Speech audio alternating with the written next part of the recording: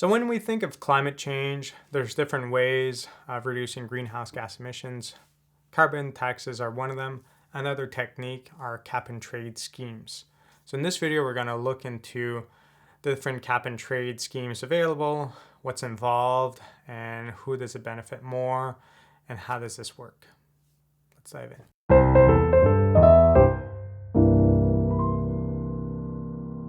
Okay, so when it comes to permits, there's three big allocation schemes that we're going to be looking at. First one is grandfathering. Second one is auctioning. And the third one will be output-based allocations. So the grandfathering of permits is, you imagine that for a certain amount of time, you've had all of these industries in your country that have been emitting whatever pollutant that you're trying to control now. And in total, you've had like 1,000 tons of this pollutant being released every year. And now all of a sudden you want to reduce that by half.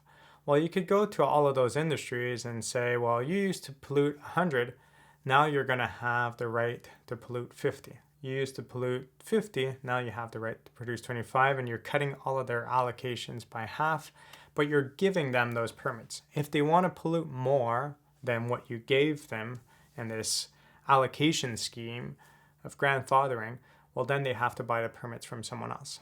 But if there's no permits available from someone else, well, they're not able to release those pollutants. So in all of these three schemes, you're capping the level of permits available. And we'll run through the mechanics of how all of that works in a separate video. But in this specific video, after that cap's happening, you can see that some of those allocations are given for free. Well, all of the allocations are given for free, but then if you want more, you have to buy it from the others. So the mechanics afterwards stays pretty much the same. And once everyone has a certain amount of permits, if you want more, you have to buy. And if a lot of people want those permits, it's going to drive up the price. If very few need those permits or want those permits, the price is going to be quite low. But at the end of the day, the allocation has an impact. Because if you're grandfathering allocations, well, you might have a business who receives a certain amount of permits, sees that they only get half of what they used to do, and they just decide to cut their production in half. And all of a sudden, they're getting all these permits. They don't have to pay anything. They just kind of cut their business, or they might even cut it by further and sell those permits to other players that have entered this market. And this is a way for them to generate revenue. So in the grandfathering scheme, the government does not get any money from this allocation. So compared to a carbon tax, which we say that this is revenue generating, a cap and trade system that has grandfathering of permits, the government gets no money because those permits are allocated for free at first. And then whatever money is made by the people selling the permits to people who want to buy them, that goes to that business. It doesn't go back to the government. So that would be the first technique.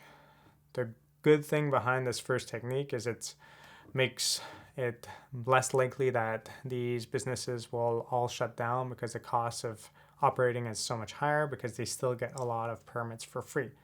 It might be sufficient for them. They might be able to do little tweaks that are not too costly to reduce their emissions and stay in operation. So that's the whole idea. It's to try not to ruffle too many feathers.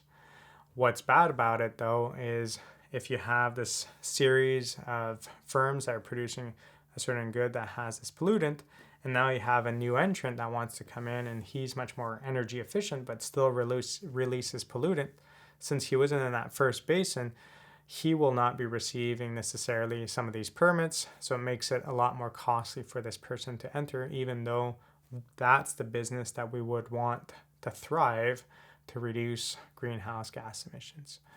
So there's some issues going on with the grandfathering scheme of things, which the output-based allocations will try to solve. But next, let's just go to the other extreme, which is the auctioning. So the auctioning of permits, the way it works is an auction. You have these individuals, these firms that want to buy permits, and the government's just going to auction them off. So who wants a permit at this price, and people will auction, and whoever bids the highest will get access to that permit. So in that situation there is government revenue that's going to be generated. That money that's generated in this auction process will go to the government. So potentially the auctioning of permits will lead to an outcome that's very similar to carbon taxes, not only in terms of how much emissions are reduced, but also in terms of how much money is generated by the government. It might be quite similar in both instances. But in that instance, you could see that firms that are emitting, that have this much higher cost added onto them, some of them might have trouble surviving. And then some of these businesses may fail, which might lead to unemployment in those communities and whatnot. So it's something to keep in mind. The third measure is output-based allocation. That's a measure that's been discussed by a past master supervisor of mine. He's done a lot of research on that. It's essentially a measure like grandfathering, and what's going on as well is that it adjusts for your output level. So if you used to produce 1,000 cars, let's just say it's cars, and you used to emit this amount of emissions, and all of a sudden you receive permits in the grandfathering scheme, but you decide to reduce your production by half. Well, if you were granted 500 permits, but you decide to reduce your production by half, not by improving your technology, but just by reducing production and not changing how you operate, well, you're going to receive half those allocations. So based on your output level, that allocation, that grandfathering allocation will be adjusted, which makes it much more fair. It doesn't mean that you'll have these industries that will just take all these permits and almost shut down, but use the money that they're generating for permits to make profits. So it's much more fair in that respect. I think it's a better metric. It's just a little bit harder to manage because you have to understand how much they used to produce, how much they're producing now. There's a little bit more in the process involved, but overall, it's a better way of doing things. So at the end of the day, different methods will lead to a similar outcome. Why a similar outcome? Well, as a carbon tax is very good at setting the price of pollution, and so we know the price for certain. We just don't know how many units of emissions will be released afterwards.